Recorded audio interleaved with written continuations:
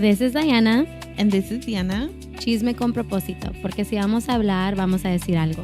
Si venimos por el chisme, pero nos quedamos por el crecimiento. Porque hablar se nos da, pero reflexionar también. Because if we're gonna talk, we're gonna say something. Hello, everyone. Thank you so much for joining us on episode 4, huh, Diana? Yes, we're on episode 4 of season 2. Hi, everyone. Thank you for continuing to listen to us week after week. Yes, it's definitely continues to be a journey, but we did a little prep this weekend. Shout out to our producer who was, keeping us in line. She said, "Don't be wasting my time because I charge by the minute." So we're really excited as we work on closing off, this season. We're almost halfway there. But thank you again for joining us, and let's, jump right into it. Diana, how are you doing? I am doing well overall. Okay. Can I complain? Yeah, I think everyone can complain, of course, but you know what? I'm doing good. How are you? How was your weekend? My weekend was good. How was yours? It was good. I was fucking tired. What do you yo fui una santa paloma este fin de semana. Uy, pero los otros. That we're not talking about the other weekends. We're talking about this one. No, but I feel like, Mercury's in retrograde. I know we talked about this last week, but I'm definitely feeling it more this week compared to last week. It's just been like every day it's something new, and every day I'm like, no, like, like I'm tired.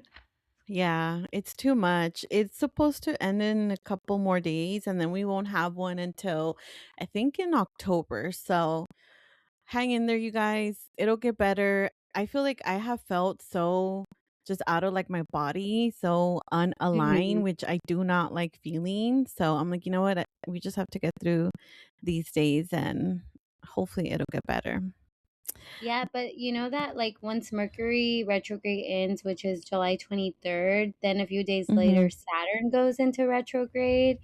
And I saw this really good post that said, it's like the universe saying, if you didn't learn your lesson, don't worry, karma's about to make sure you do. So y'all better fucking learn your lessons right now.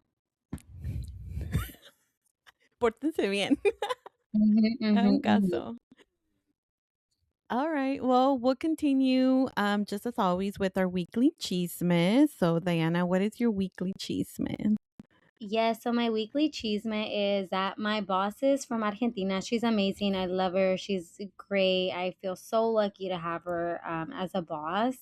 But obviously, Argentina has been playing in this World Cup, and they've been surrounded by a lot of controversy. And so during the Argentina versus England game, she was saying how like, like there's a lot of people talking shit about Argentina and all these things, right? And we could definitely do like a deeper dive on like the history of they've been Argentina. cheating. They've been cheating. Yes, they've been accused of cheating, and I do see it. I do. Don't. I'm not an Argentina defender at all. I was definitely rooting for England. Not really England. I was rooting for my man Jude Bellingham. Ay, pobrecito. Ay, no. Como lo quiero. But he's fine. He's fine.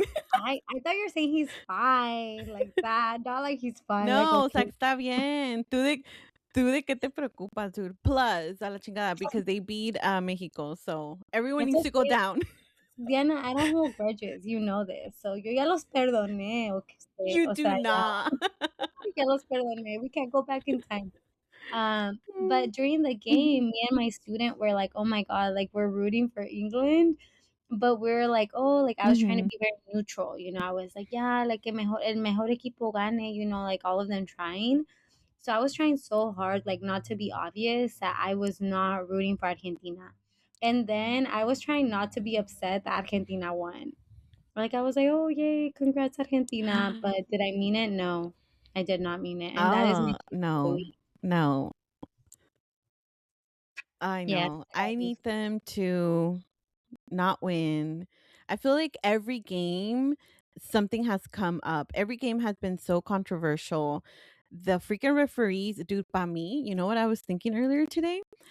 I was like, you know how last week we talked about how they found, right, that there was like money laundering. And I'm like, ¿qué tal si con ese Yeah. dinero they've been paying off the referees?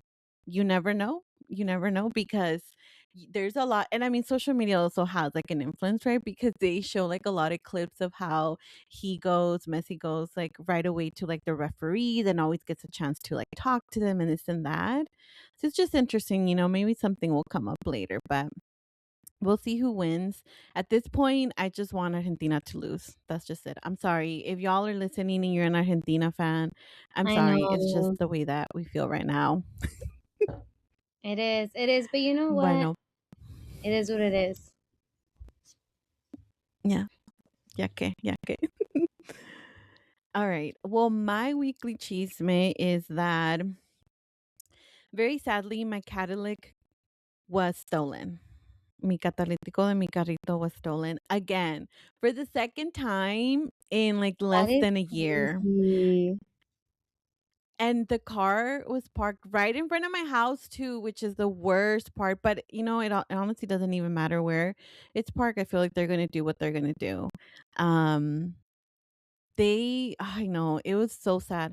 I woke up and I was, like, running out to go to my Pilates class, and as soon as I turn on the car, it makes that loud ass, like, noise que parece un loud tractor, and I was like, "No!"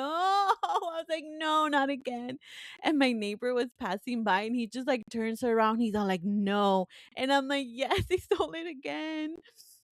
And then he shared that around like 4 a.m., his wife heard something and they thought maybe it was one of their cars, but they didn't see anything. The thing is that these people are quick, like they have a strategy. You can These see on the ground, like they left the markings of like the gato, the thing that they use to like race up the car, and they probably like already know what to cut and not cut. So they stole it again. The first time around, I was very lucky because my brother had like a new one at his shop. The second time, we'll see. There's one that my dad brought, so we'll see if it fits and it works. But I'm currently driving another car, and my carrito's just out there in the front, all lonely, not being driven. It's just So so that's my crazy to chisme. me that that's the second time that that happens to you because I'm just like, qué suerte. O estás salada tú, o estás salado el carro. I think maybe it's time to sell it and just I think está salado at this point. Yeah. Yeah. But it has me trae para arriba y para abajo, dude. It takes me to work and brings me back, so I can't even be mad at it. I think it's just, you know, something that people are doing and you hear it like I on the ring camera, you'll see it like in the neighborhood post how they're Really? always stealing them. So, yeah, all around. Mhm. I Yeah. know. So Well, that's my y'all, chisme. I guess this might be a sign for you to switch to electric, Diana. No. Over my dead body, I will ever buy a Tesla. That's crazy. Over your No. dead body seems a bit excessive. No, I cannot. No, I can't do a Tesla. I can't support that. I can't. No Fine. puedo. I'll try. Bueno, pues we'll transition into the news today. So there's a couple of things happening. One of them is definitely the World Cup. So now it's the final, right? It's going to be Yeah. Argentina and Spain. Saturday and Sunday. Ay, Dios mío. Wait, so is it the best out of the 2 games or what? I don't even know. No, so on Saturday va a jugar France contra England for third place. And then on Sunday it'll be Argentina Mm, contra España for first and second. got it. Okay. Well, we'll see who wins. I Yeah, just so feel like it'll be since Mexico interesting. lost, it's not as exciting. It's not, but I feel like at this point we're just hate watching, but we have to see it through. We do. We do. It's okay, y'all. There's more soccer coming up. This is only the beginning for Mexico. Yo tengo fe. Y sí, sí. Wait, hold up. Talking about the freaking World Cup, did you see what the freaking coach of Spain did or said? No, what did he say? Oh my gosh. So during like an interview after they won that game jugaron contra Francia, ¿verdad? So Mhm. they were like asking, and this guy freaking said, sabemos que es muy difícil, pero como diría otra persona, ¿y si sí? He stole the phrase. He did. I was like, not only did you The steal our gold, you're also audacity. stealing our fucking sayings. Dude. Dude, they always colonize and take over. I'm telling you. Always, dude, they No, can't no, help no. themselves. Lo tienen en la sangre. They can't. Hombre, están Wow. pesados. Well, Yeah, so because I want Argentina to lose, I hope Spain wins. So se la dejo pasar this time. I know. We'll see, y'all. 'Cause we'll check in next week and we'll have an update with the World Cup. Mhm. So next we have so for those of you that have been following other more like health news, there is a new intestinal illness. It's called cyclosporiasis. So up Gracias. to 1,645 people, I believe. Right, Diana? Is that correct? Have Yes. Those are confirmed yeah. cases of people that have been diagnosed with it. The thing Mhm. is that there's like a lag between the symptom onset and then the reporting. So some people have it, they recover without any medical attention, and then later report it. So that's why the numbers are like a little bit off. But I think as of this morning, I was reading that there's close to 5,000 cases of people infected with this. Yeah. And basically it's like really, really bad, like diarrhea. I've seen like I saw people, they always like can make a joke out of everything. But people on social media have making like a joke out of this, like saying like, "Oh, I hope I get it so I can lose like a few pounds because it Dang. does." It does impact like your appetite. So a O te lot of da people diarrea. have been struggling ¿Quién with it. quisiera comer a Yeah, tu edad? dude. Te saca todo. And I didn't even read into this, but I think it takes like a few weeks for you to recover from this. Like it's not like a few days. It's like a few weeks type of thing. So they are saying to like not eat any like raw like lettuce, basil, cilantro, snow peas, and raspberries, because that is the parasite has been found in that fresh like produce. And I think there's like cases all around the country from like California to Texas to Florida. Some of them that started in like May, but some of the areas that are being hit hard is over on the East Coast, like Michigan, New York, for example. Yeah. That is So, crazy. I know we're doing a summer camp right now and we ordered sandwiches and then they come with lettuce. And then we were like, "Oh wait, we should oh probably my ask for them to god. make the sandwiches without lettuce." And then my boss was like, "Oh, she's like, yo le quité la lechuga." And I was like, yo no me preocupo porque a mí ni me gusta la lechuga. But no, it's scary because I mean, a lot of people love their salads. Yeah. Yeah, they do. I mean, I feel like in my household there's always espinaca, so there's a bunch of espinaca. Cilantro too. We love our cilantro. Of course, But they my mom has been like, my mom has like her little mini milpa here in the house. oh, So yeah. she does grow like cilantro. So we get to eat este cilantro orgánico. So hopefully Ay, that one, perdón, that's not. perdón. So Garden we've to been eating table. that one. But we still buy from the market. But if you are, honestly, like since COVID, we always now wash like any produce with like a little bit of vinegar and then baking soda. So I guess if you are eating it, make sure you're properly washing it. Even like pre-washed like salads and stuff like this, they're saying that it's still dangerous. So just be careful, y'all. Be careful what you're eating. If you're going out, like lettuce base and all this stuff. Mhm. Yes. And then something else that we wanted to know in the last episode, we had shared, that ICE had murdered a person in Houston, Texas, and sadly, we Mhm. are now, sharing for those of you that were not familiar, that there was a second death caused by ICE. This was a 26-year-old from Colombia named Juan Sebastian Duran Guerrero, who had just celebrated his daughter's birthday a few days before. It's very, I feel like there's no words to describe. I feel like it's very upsetting. Mhm. It continues to happen. I think it's been not nice, but I guess like to see people in those Mhm. communities like come out and protest, and I think we need to see like more of that. Because of this being now the second, I think, instance within like a week. Todavía ni había pasado la semana. ICE Mhm. um, has ordered that agents stop doing vehicle stops and to receive training, which then it really makes you think like y'all weren't fucking receiving training or what? Like you Mhm. literally just gave these people vests and guns, and you're just like Mhm. putting them out. I saw a comment of someone saying that like it kind of feels like they're doing this on purpose so that people can self-deport. Um, Mhm. so para asustar a la gente. So it's just very kind of just like upsetting, that this is like our current reality.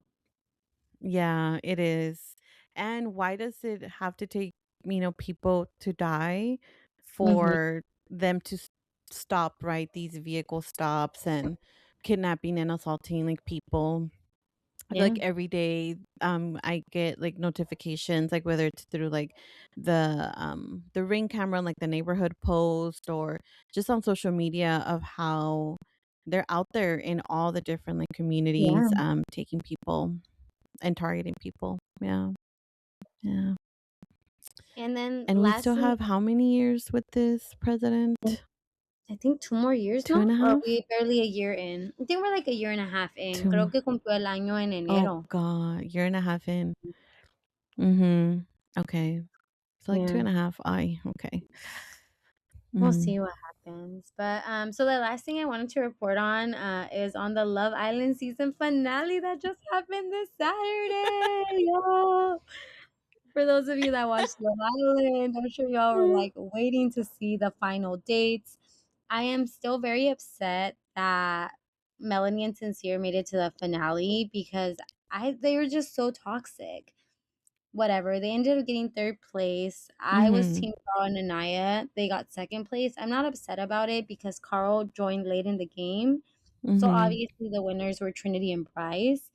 I'll definitely be watching to see how their relationships unfold outside the villa. But it's still very exciting. I can't believe I feel like between Love Island ending on Sunday and then the World Cup ending this upcoming Sunday, I'm really like, who am I? Like, what am I gonna do with Mhm. my life? Like, I know I'm gonna have to really work on, developing my roster. All right, everyone. Well, I hope you enjoyed the weekly chismes and what was in the news today. I will say that Diana sometimes laughs at like my so we put notes together, right? Like key points that we want to touch on, and she's always she always laughs at my notes because I'm such a Gemini. I'm so detailed. Like I'll put So detailed. like extra info, but I'm like, we gotta also provide like accurate information and educate people. So, I agree. It's a anyways, nice it's a nice balance. It's a nice balance. we'll continue to report on what's happening in our communities and in our country. All right. So for this episode, we actually want to talk about sibling dynamics. So as Diana shared in the beginning, like this weekend, we had a meeting. We sat together. We were intentional in talking through what we want to do, like with the podcast for the rest of the season. And one of the topics that came up was just talking about our siblings, like how we were raised in sometimes the same house, but everyone just turn out very differently, right? And that could be just because of like the birth order, or just like even like your horoscope as well, I feel like plays a role in that. Oh, But 100%. just family expectations, around like not only like your birth order, but also female versus male, and then in all just our Latino like culture. um, so that's the topic that we want to go into, talking about the eldest, the middle child, and the youngest. Yes, and I think it's something that, for us is very, a big part of like our experience just like growing up is like where we stand within the family birth order and kind of even now as we've like gotten older, a lot of things that are placed on like the eldest child or the middle child, I feel like still continue with us today. Um, so for those of you that don't know, right, like I am the middle child, which for a lot of people they say like the middle child is like the forgotten child. I feel like we're the Aw. children that we always kind of have to figure things out like on our own. I guess it kind of depends what type of older sibling you had, right? But I think the middle child is the one that's kind of left to fend for themselves. I think a lot of times parents, like the first child, I think like no les puede dar el aire. Like, ay, no, que no le dé el aire, ay, que no, no hay que Que no anden sacarlo. descalzos, pónganse de Yes. suéter, yeah. And then the middle one and the ones that follow, it's very much like, you're like, nah, pues, I like, like, they The can pick first it. one survived, so The first you're one fine. survived, the other ones are fine. But I feel like even now, right? Like as I've gotten older, I still very much feel like I'm the one that everyone thinks like, "Oh, they don't have to worry about her because like she figured it out on her own." And I think again, like when we talk about like our roles and sibling dynamics, it's something that does very much continue even as we get older. And I feel like, Diana, like as the eldest child, I think you can kind of speak to like your role with your younger siblings and kind of like what was your experience as like the eldest daughter? Ay, where do I get Oh, started with that's a all of that? loaded Ay. sigh. Well, let's see. Well, a little bit of context. I am the oldest of 4, so I do have 2 brothers and 1 sister. And we're like 2 years apart with my little brother and youngest sister being like a year or so apart. So we all grew up like together. So I think for me being the eldest, you grow up fast. Like you Mhm. learn responsibilities like at a young age, and I feel like you also have like this pressure to like be the example, right? And I feel like not only we're I'm the eldest, right? But I feel like you carry a lot of like the eldest characteristics, Diana. So maybe that's why we get along so Mhm. well. But we're also like first gen, right? So I feel like that adds like another layer because from a young age we were translating papers, we were helping our parents navigate the systems, we were filling out paperwork at the parent conferences. I remember at a young age, like I was helping translate for teachers, Yeah. for like my brothers and sisters conferences because there weren't interpreters or anything like that. And then I think also there's like the pressure, right? I feel like to kind of like be perfect, right? And not disappoint your parents. Yeah. Because I think we've talked a lot about this, right? About like the sacrifices that our parents made to be here, right? To come here. And like we have to, sort of like make that sacrifice like worth it. So I feel like there's a lot of weight that we carry like there. And I think one of the things that happens as well is that the eldest, you kind of like not only are you becoming responsible at a very like young age, but I've also come to realize that you sort of like become a parent at a very young age too, like it was 4 of us. So like I definitely helped my mom a lot. Like I remember tempranito los sábados, I hated it, dude. We would wake up early. I did la lavanderia. I did not like it, but I had to do it. So Mhm. from a young age, like we were doing so much helping, clean around the house. I remember taking care of like helping my mom take care of like my little brother. So it comes with a lot for sure. Yeah, and I think the other thing that you kind of mentioned is like, and I feel like, because it's like not only are we like, we have like our birth order, but also like our gender, right? Because like I have an older brother and I have a younger sister, but sometimes like I feel very much like the eldest child because I feel like my mom had very different expectations for my brother. I feel like my mom was just like, con que esté bien, con que no esté usando drogas, con que no esté tomando está bien, right? There was never these other expectations of like, he had to go to school. If he went to school, like, that was great, like, if that was even, like, an idea. But for my mom, it was more Mhm. like, con que él no está haciendo cosas malas, as opposed to me, I feel like it was very much like, "Okey, ¿a dónde vas a ir al colegio?" I felt like, yes, I was the one that was translating. It's crazy, right? Because when we think about like whether like we have similar childhoods to like our siblings, I have about like a 6 year age gap between like me and my older brother. And I Oh, feel wow, like we okay. had very different childhoods, right? Because, for Mhm. example, like my brother doesn't speak Spanish well. Like he struggles to speak Spanish. He uses Google Mhm. Translate to text with my mom. Like he No, he translates it in doesn't. he does, dude. And I noticed once because my mom was like, "Ay, me mandó un mensaje tu hermano." And I read it and I was like, this is giving like Google Translate. And then I asked him and he was like, yeah, like I use Google Translate to like text with my mom because my brother grew up in an era where like you were not supposed to speak Spanish in class and you even like grew up being ashamed to Mm. speak Spanish. Mhm. Entonces, I feel like because of that, my brother just stopped speaking Spanish, and so he understands it, but like he can't really like he can speak it, pero luego like after a while como que se le acaba el español. And he just like switches over to English, which is fine, because my mom has been here for such a long time que ella entiende el inglés, and so that's kind of how they Mhm. communicate. But as opposed to me, I feel like because that was a situation with my brother, I think my mom was very big on like making sure we spoke Spanish, like, and so when it came to like translating for teachers, translating documents, going to appointments, like it always landed on me because I was the second oldest. And like between me and my sister, we have only like a 1 year age gap, less than a year. My mom Mhm. had us back to back, no chill. Híjole. Entonces, yeah, I know. I'm like, geez, no, no chill, dude. Entonces, I feel like me and my sister did have very similar childhoods, but at the same time, creo que a ella sí le quedó como ese kind of label of like the youngest child because she is very much like, Diana, help me with this. Like, Diana, do this for me. Always asking me questions. I feel like rather than like going with my mom, because I feel like parents have very much like that mother kind of like regañándote, like lecturing you. I feel like a lot of times my sister would rather go to me than to my mom because it's like my mom is always going to ask questions as opposed to me where I'm just like, well, it's your life, do whatever you want, but like, what do you need me to help you with? Yeah, very very much so. Yeah. And I mean, I guess we can go a little bit into the characteristics, right, of being like the eldest. So I know I talked a little bit about that. And then there's like the middle child, which I feel like you carry both of like middle child and eldest.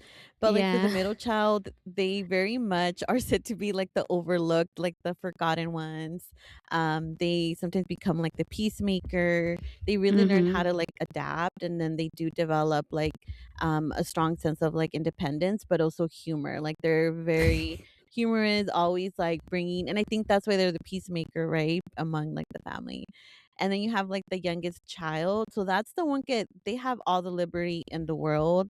I A feel like hundred they are often percent. protected like by the older siblings, and they also live by like a different set of just not only household, but I think life rules as well. Like Yeah. they're very much on their own, not afraid to speak up. And I think that also has to do even like with generations, right? Because some of us are within like the millennials, there's the Gen Z, right? You have the older millennials as well.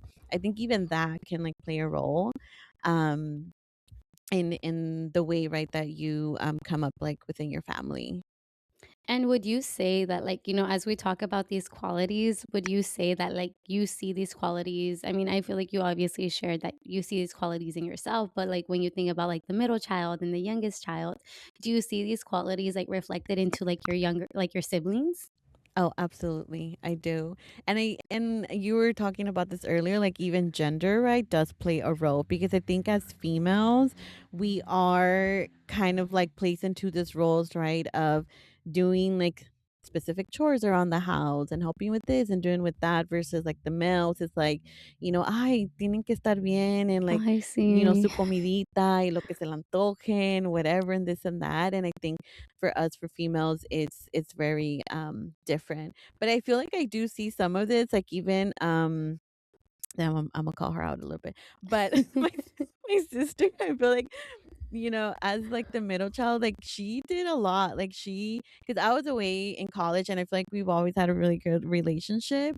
So I would help her like a lot, but she was also very much navigating a lot of things on her own. Like during high school, she was working like at some point like one to two like jobs. She was doing like internships. And she was like very like independent and doing things like on her own and like um yeah, very much like that sort of like she wasn't forgotten because we were still caring for her, but, like, it can also feel like that, right? And then when I think of, like, my little brother, damn, again, putting it out there, but I feel like he really did have, like, just he was very, like, very, I think, independent, very much, like, his own he had, like, his own way of, like, thinking through things, right? Mhm. And, like, he even moved out, like, at a very, like younger than I think many of us, right? Like myself and others, and very much, like, on his own, that he is now. I mean, we all still obviously, like, talk, but I do think that everyone kind of falls, like, into, these roles for sure. Yeah, cause even, like, I think about my brother where, like, I don't feel like he, like, felt pressure to set the example, but I definitely feel like he felt the pressure to be responsible for us, right? Like, he would always say, like, "Oh, if something were happen to, like, my parents, like, I would be in charge of you." So he very much felt like that kind of like, I have to take care of you all. Like, it's my responsibility. And I think that is very much like a kind of overarching, like, eldest child feeling. And then, yeah, like for my youngest sister, like, I feel like something she always says that I always remember and I hate it, but I'm like, she's so right. She always says that selfish people live longer. And yes, I and you know what? It's, like, sad, but it's true, right? Because, like, if you Mhm, look at it in the context of, like, they are very much, like, they receive more freedom, and so they have more liberty to do mhm, things outside of, like, what we felt, right? So, like, I feel like I'm the kind of person where it's like, "Oh my god, I worry about my parents," and not to say that, like, my sister does not worry about my parents, but, like, the worry of my parents does not stop her from doing what she wants to do. mhm, And mhm, I think that is very much like a younger sibling kind of characteristic of like, they live by different rules, they don't have like the pressures that like we feel as like oldest children to, make sure that like everybody else is okay, right? Like I think that they're very much about like filling their own cup before they fill others, which again, there's like nothing wrong with that, but it is very much, I feel like a trait that says like youngest children apart from like the middle and the oldest.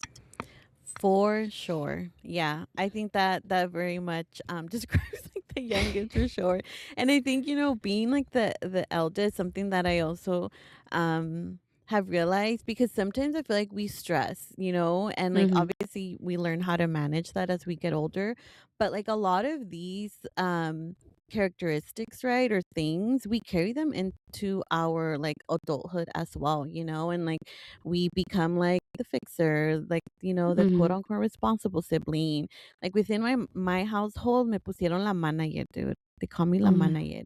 So like if something comes up, they'll be like, ay, pero la manager se va a enojar. And I'm like, damn, like I'm not mean. Like I'm not a bad person. But like that very much like carries right into like the your adulthood as well. And I feel like it even shows up right in friendships and like romantic relationships, even in your careers, like in leadership roles. And then I think the biggest thing is learning how to set boundaries. And then when you want to set those Mhm. boundaries, like it can become like very hard, right? Or like, oh wow, like yeah, cambiaste, you're different, or this and that. So it's just interesting to see that. And I think one of the things when I was in therapy before I got discharged, like we did talk about that, like how these the way that you grew up, like how you are now, right?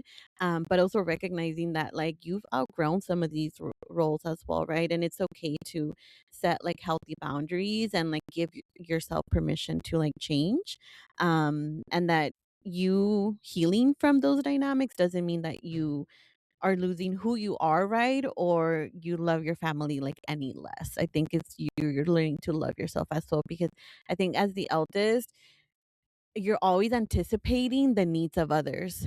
And I feel Mhm. like that's very much who I am. Like I'm always and that's why I'm a planner, because I'm always like planning ahead, anticipating ahead what needs to get like done. And that gets tiring, y'all. So that's something that I remember definitely talking with Isaura was around like my boundaries and like you don't have to do everything. Like it's okay.